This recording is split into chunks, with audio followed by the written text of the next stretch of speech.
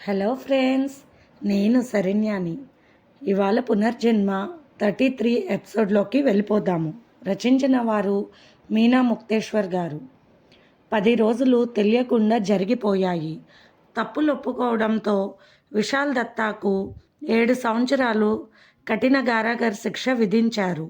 భారీ జరిమానా కూడా విధించారు. వినోద్ ఆస్తులను మొత్తం కూడా సేకరించారు. వెంటనే వినోద్ కుటుంబానికి అప్పగించాలని ప్రకటించారు జడ్జి గారు. విక్రమ్కి 12 సంవత్సరాలు జైలు శిక్ష విధించారు. అనితకు విడాకులు కూడా మంజూరు చేశారు. 12 ఏళ్ళ తర్వాత అయినా కూడా అనితను ఏ రకంగా ఇబ్బంది పెట్టినా తిరిగి కస్టడీలోకి తీసుకునేలాగా తీర్పు చెప్పారు జడ్జి గారు. ఆ విధంగా గాంధీ గారు అనిత విషయంలో జాగ్రత్తలు తీసుకున్నారు. మొత్తానికి ఆశామౌళి కేసులో నిందితులు తప్పించుకోలేదు. అమాయకురాలైన ఆశామౌళి ఆత్మకు శాంతి చేకూరాలని కాసేపు మౌనం పాటించారు గాంధీ గారు. గాంధీ గారు స్పెషల్ పోలీస్ ఆఫీసర్గా పై బ్రాంచ్లో పటిష్టమైన ఆఫీసర్ సహాయంతో నిందితులిద్దరిని జైల్లో పెట్టగలిగారు. లేకుంటే ఎన్నో అవంతరాలు వచ్చేవి. సాక్ష్యాలు బలంగా ఉండబట్టి వారికి వారే ఒప్పుకునేలాగా వారికి చక్కటి ట్రీట్మెంట్ ఇచ్చి మరి వారి నోటి వెంట వచ్చిన సాక్ష్యాలను రికార్డ్ చేసి వీడియోలు తీసి ఎంతో పకడ్బందీగా అప్పగించగలిగారు గాంధీ గారు. ఆశామౌళి కేసు తనకు తానుగా టేకప్ చేసిన తర్వాత ఆ విషయంలో ఆయన అస్సలు రెస్ట్ తీసుకొనే లేదు. ఆ రోజు నదియా మౌలి గారు గాంధీ గారిని కలవడానికి వచ్చారు. ఇప్పుడు నా మనసు శాంతిగా ఉంది, మీరు చేసిన ఈ ఉపకారానికి సంతోషిస్తున్నానంటూ బాధపడ్డారు. 50 లక్షల చెక్కు రాసుకుని వచ్చారు. అది గాంధీ గారికి ఇచ్చారు నదియా మౌలి. ఇంత డబ్బా! 1,00,000 రావాలంటే తపస్సు చేయాలి మాలాంటి వాళ్ళు. ప్రాణాలు సైతం లెక్క చేయకుండా ఎన్నో సాహసాలు చేసినా మాకు అంతలాగా డబ్బు రాదు. ఒక్కొక్కసారి చెప్పాలంటే ఇప్పుడున్న మామూలు ఉద్యోగస్తులకు వచ్చే జీతాలు కూడా మాకు రావంటూ నవ్వేశారు ఆ చెక్కు తీసుకున్న గాంధీ గారు. చాలా సంతోషం, ఏదో నా మనసు సంతోషం కోసం ఇస్తున్నాను. నిజానికి కేసు పెట్టకుండానే మీరు టేకప్ చేయడం నాకు ఆనందం కలిగింది అని చెప్పారు నదియా మౌలి గారు. ఈ వయసులో కూడా మీ సినిమాలు చాలా బాగా ఆడుతున్నాయి అన్నారు నవ్వుతూ గాంధీ గారు.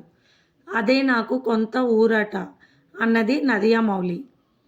మనీ బాగానే తీసుకుంటున్నారు మొత్తానికి. ఈ వయసు వచ్చినా నిన్న టీవీలో చూశాను. ఈ తరం హీరోయిన్స్ పాపం బాగా బాధపడుతున్నారు. మీకు ఇచ్చిన రెమ్యూనరేషన్ వారికి రావడం లేదని అంటూ నవ్వారు గాంధీ గారు.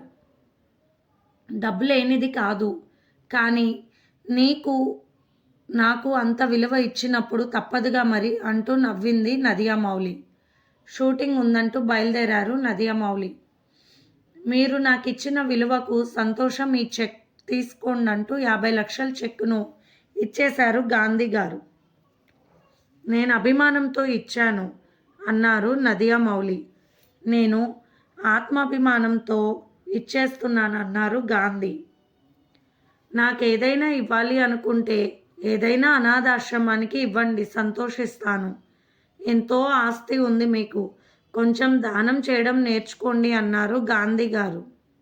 అలాగే అంటూ నవ్వుతూ వెళ్ళిపోయారు నదియా మౌలి.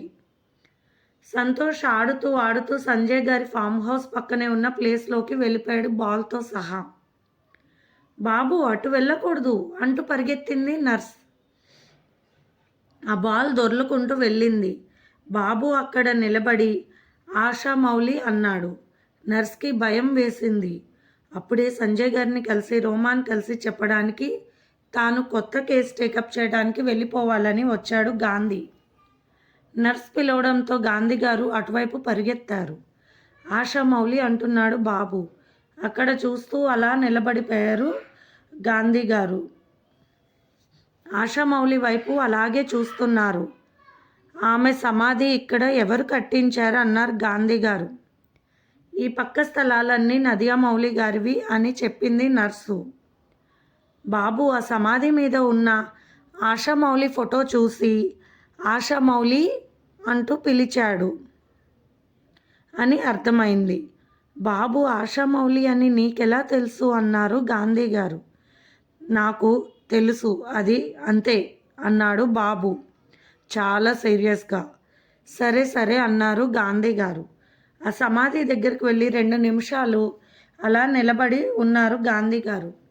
నిజంగా మీ కేసు నాకెందుకు టేకప్ చేయాలనిపించిందంటే ఆశ, ఆ రోజు కొత్తగా టీవీలో 12 సంవత్సరాల తర్వాత మళ్ళీ ప్రకటన ఇచ్చినప్పుడు నేను చూశాను, మీ మరణం ఒక మిస్టరీ అంటూ. ఎందుకు ఇంత పెద్దవాళ్ళ కేసు ఇలా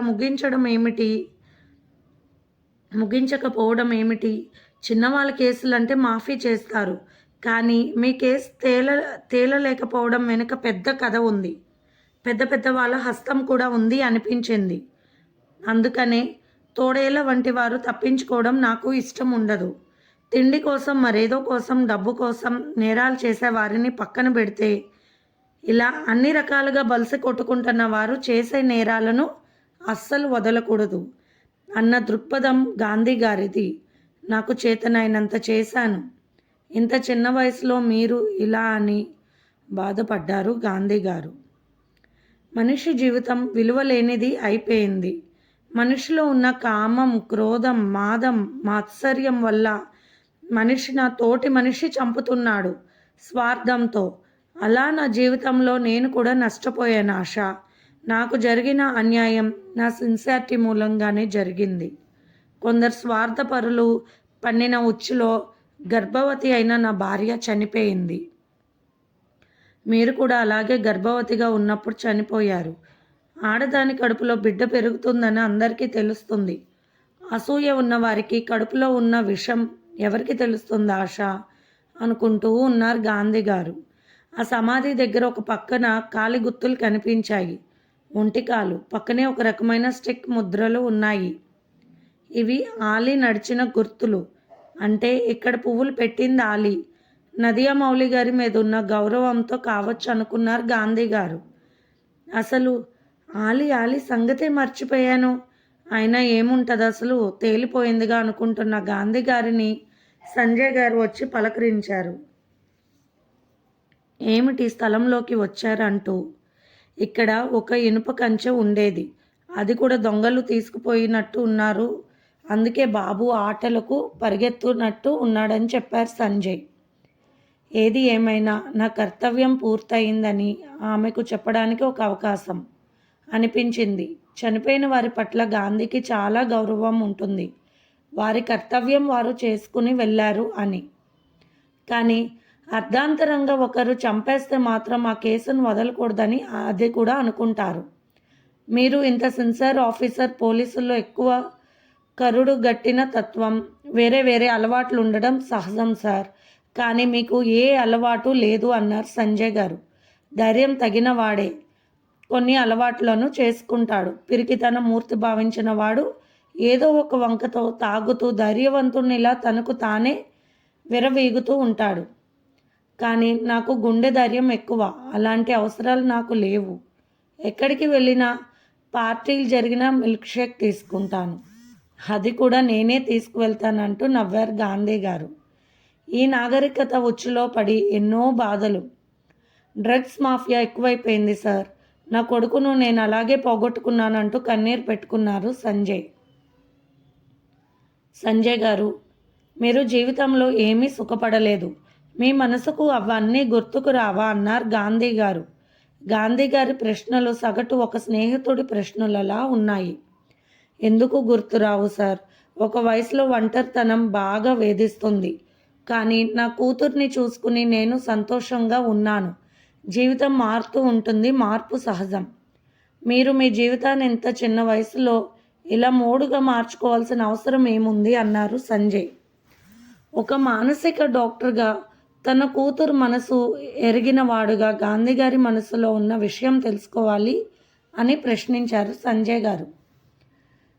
సంజయ్ గారి మాటల్లో వాస్తవాన్ని గ్రహించిన గాంధీ గారు, మీరెందుకు మీ జీవితంలో మరొకరికి స్థానం ఇవ్వలేదు అన్నారు నవ్వుతూ. నాకు బిడ్డలు ఉన్నారు, భార్య ఉన్నది సార్. తనకు నేను గుర్తులేకపోయినా, విచ్చలవిడి జీవితానికి అలవాటు పడినా కూడా ఆమె నా మనసులో అలా ఉండిపోయింది. ఆమె ఇచ్చిన రత్నం లాంటి నా కూతురు నా దగ్గర ఉంది చాలు అంటూ చెప్పారు సంజయ్ దృఢంగా. అలాగే నా భార్య కూడా నా గుండెల్లోనే ఉంది సార్. ఆమె చనిపోయింది అనుకుంటే నా శరీరంలో కనీసం ఒక వేలు కూడా కదలదు. ఆమె నాలోనే ఉంది అనుకుంటే నేను ఎన్నో విజయాలు సాధించగలిగానని చెప్తున్న గాంధీ మాటలకు అద్భుతమైన మనిషి అని తన మనసులో మెచ్చుకోకుండా ఉండలేకపోయారు సంజయ్. తన వైద్య సేవకు తన జీవితాన్ని అంకితం చేసినట్టు ఆయన ఒక పోలీస్ ఆఫీసర్గా తన జీవితాన్ని అంకితం చేయదలుచుకున్నారు. ఇంకెవరు కావాలి, కర్తవ్యం దైవ సమానం అన్నట్టుగా దైవం తోడుగా ఉన్నప్పుడు ఎవరి సహాయం ఎవరి తోడు అక్కర్లేదు అనుకున్న సంజయ్ ఇంకేమీ మాట్లాడలేదు. గాంధీ గారు ఫ్లైట్ టికెట్ బుక్ చేసుకున్నారు. డ్రగ్స్ మాఫియా కేసును తీసుకోవాలని అనుకున్నారు తనకు తానే. గాంధీ గారితో పై బ్రాంచ్లో ఆఫీసర్ సీక్రెట్గా ఆపరేషన్స్ చేస్తూ ఉంటారు ఇటువంటివన్నీ. అందుకే గాంధీ గారికి ఎదురే లేదు. ఆయనకు పూర్తి అవసరాలకు జీతం డబ్బులు పైనుండే వస్తాయి. అంతకు మించి వద్దు అంటారు గాంధీ గారు. డబ్బు మరిగితే న్యాయం చచ్చిపోతుంది సార్ అని గాంధీ గారి అభిప్రాయం. ఫ్లైట్లో కూర్చున్న గాంధీ గారికి ఆ ఫ్లైట్లో ఒక్క చిన్న అడ్వర్టైజ్మెంట్ కనిపించింది. వజ్రాల నగలకు వజ్రం లాంటి ఆశామౌలి ఇచ్చిన చిన్న అడ్వర్టైజ్మెంట్. బాబు పరిగెత్తడం, ఆశామౌలి గారి సమాధి చూడటం, ఆమెతో తన మనసులో మాటను కూడా చెప్పుకోవడం అంతా కొంత విచిత్రంగా అనిపించింది గాంధీ గారికి. బాబు నిజంగా సమయానికి అక్కడికి ఎందుకు పరిగెత్తాడో, కొన్ని ఎందుకు జరుగుతాయో తెలియదు, కానీ కొన్ని ప్రశ్నలకు సమాధానాలు దొరుకుతాయేమో అనిపిస్తుంది గాంధీ గారికి. ఇప్పుడు ఫ్లైట్లో కూర్చున్నప్పుడు కూడా ఆశామౌలి ఫోటో అక్కడ అందంగా కనిపించింది. అవును, ఆమె మిస్ ఇండియాగా కూడా ఎన్నికయ్యారు ఒక సంవత్సరం.